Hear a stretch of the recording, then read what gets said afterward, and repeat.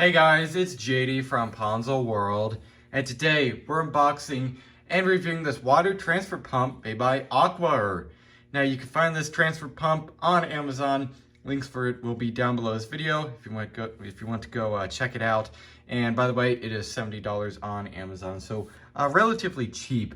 Let's go and start with showing you around the box. You can see Acquaer right here. I assume that's how you pronounce it. On the side here, we have some features right here, specs rather. Easy installation, that's how you use it right there. It's pretty easy. On the side here, it looks like it's in, I don't know what language that is, but over here is in English, 12 volt. They also have one that actually plugs into like a wall outlet, so that's pretty cool. You can see right here, Amazon label. So let's go ahead and open this up. Looks like just pull right here.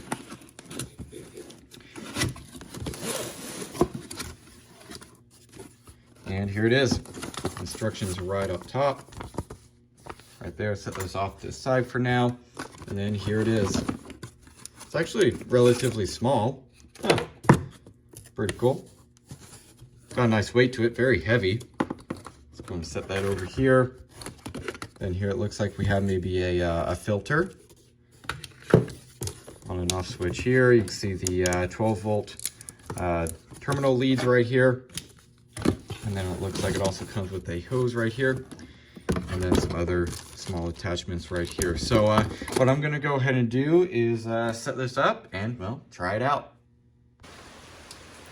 All right, so here's my setup for this water transfer pump. Here we have some water, obviously in a bucket here.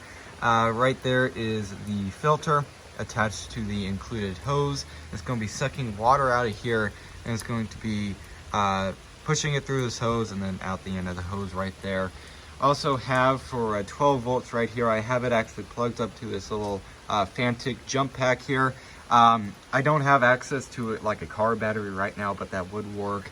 And the power supply actually, it just can't push enough power to run this pump. So I'm gonna have to use this thing for now. So let's go ahead and turn on the jump pack here. I'll actually flip the switch off here.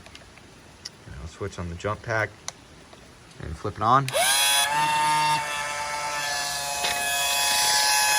some air in the lines, but there you go. See, it's pushing out quite a bit of water. See, the water level is going down right there. Again, there is my setup with the hose and stuff. The jump pack is going to turn off here in just a second. It's going to time out. There you go. Jump pack just timed out. So there you go. It seems to be working fine. Obviously, if you had a better like power source, you could also get one of these that actually plugs into the wall. Or like with the 12 volt one here, you could use a jump pack or a battery. A battery would be preferred because, you know, it won't time out like this thing does. So there you go. It seems to be working pretty good so far, though. All right, so there was a quick little unboxing and review on this water transfer pump. So far, just for this old test, just for the video, it seems to be working pretty good. Actually, before this clip, before the previous clip, actually, I transferred about an entire bucket full of water here without me even noticing that it was almost empty. So this thing transfers water really quickly, as you can tell. Also, comes with some spare parts, which is pretty cool in case you have to get in here for any reason to maybe get a piece of debris or whatever out of there. It does come with the new O-ring and seals. And it looks like maybe a propeller right there. So that's pretty cool. For power source, if I were you, honestly, I'd get one that plugs into the wall. Because obviously if you have one that plugs into the wall, you're never going to run out of electricity.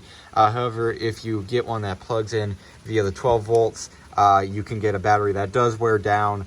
Obviously, and then this thing will just slowly start losing performance because voltage will be decreasing, or in this case I have to power it with like a jump pack right here because I don't have access to a battery right now. And then you have to, you know, go in here and manually turn this thing on every 20 seconds because it times out after a while. So anyways, there it is. Pretty cool. It seems to be working just fine so far. I do like that it comes with those spare parts. It also has this little switch right here, so that is pretty handy. So yeah, I guess that's really it for this video. Hope everybody enjoyed, and don't forget to like and subscribe. I'll see y'all next time. Goodbye.